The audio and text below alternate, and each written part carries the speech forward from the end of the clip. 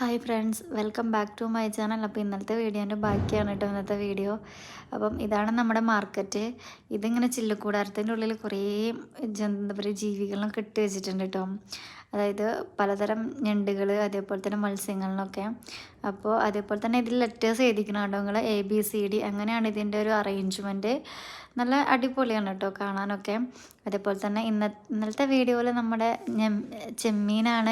ഇന്നത്തെ വീഡിയോയിൽ ഞണ്ടാണ് കേട്ടോ, വെറൈറ്റി ഞണ്ടുകളാണ്.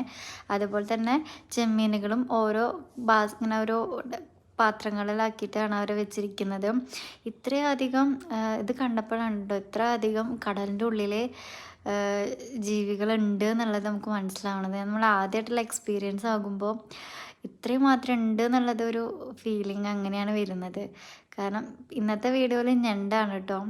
ഞണ്ടിൻ്റെ തന്നെ പല വെറൈറ്റിയാണ്, വലിപ്പം കൂടിയ കാലുള്ളത്, വലിപ്പം കുറഞ്ഞുള്ളത്. അപ്പം ഇതൊക്കെ തന്നെയാണ് വീഡിയോ. അപ്പോൾ എല്ലാവർക്കും ഇഷ്ടപ്പെട്ടു എന്ന് വിചാരിക്കണം. അടുത്ത വീഡിയോയിൽ കാണാം.